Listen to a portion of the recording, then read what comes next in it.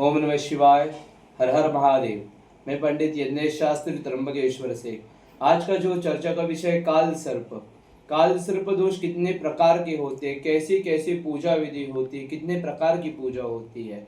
सर्वप्रथम काल सर्प की दो प्रकार की पूजा होती है। एक तो केवल शांति पूजन होता है और एक होता है महापूजा।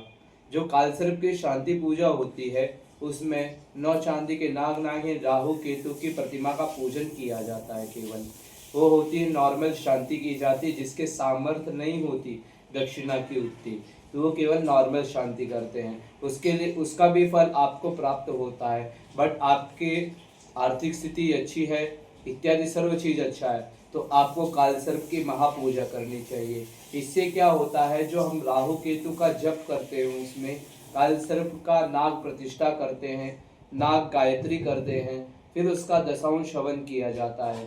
इससे क्या होता है, नाग गायत्री क्यों किया जाता है, काल सर्प दोष का मेन इंटेंशन नाग गायत्री होता है।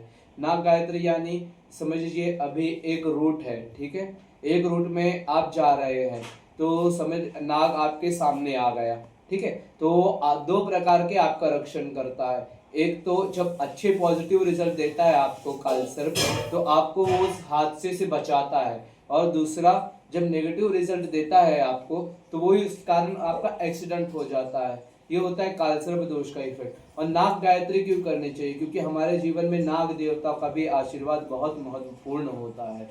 इसलिए काल सर्प का महापूजन किया जाता है, राहु केतु का जप और नाग प्रतिष्ठा की जाती है, और पितृ नाग गायत्री का जप किया जाता है। इसे महापूजा कहा जाता है। इसके पश्चात सर्वप्रथम में महापूजा के बात करते हैं। महापूजन में सर्वप्रथम रुद्राभिषेक पूजन किया जाता है। रुद्राभिषेक पूजन के बाद गणपति पूजन, गणपति पूजन के पश्चात पुण्याहवाचन पूजन, इसे कलशों का पूजन कहा जाता है। पुण्याहवाचन पूजन के बाद मातृका का पूजन, आपके कुल देवी का पूजन, कुल देवताओं का पूजन किया जाता है। कुल देवताओं का पूजन के बाद नांदी श्राद्ध विधि किया जाता है, जिसे पितरों का पूजन कहा जाता है।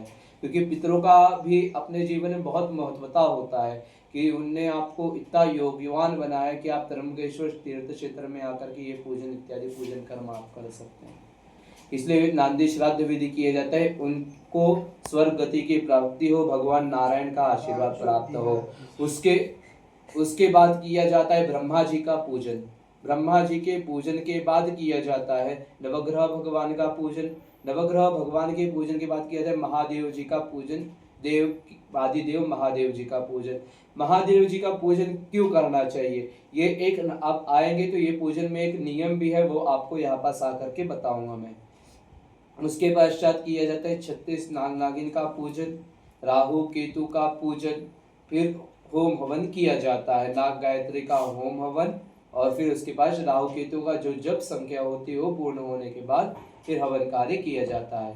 अधिक जानकारी के लिए संपर्क करें। आते समय केवल आपको अपनी जन्म पत्रिका लेकर के आनी है और धोती गमछा लेकर के आना है। लेकर के आते हैं तो ठीक है, नहीं तो यहाँ पास आपको प्रोवाइड कर दिया जाएगा। ये जो पूजन होता है ये त्र्यंबकेश्वर में किया जाता है। त्र्यंबकेश्वर में आप नासिक रोड रेलवे स्टेशन से आते हैं तो जस्ट आपको बाहर बस स्टैंड मिलता है, 142 क्रमांक की बस होती है, वो आपको डायरेक्टली त्र्यंबकेश्वर में छोड़ती है। वहाँ पास आप संपर्क कर सकते हैं। अधिक जानकारी के लिए संपर्क करें। ओम नमः शिवाय। हर हर महादेव।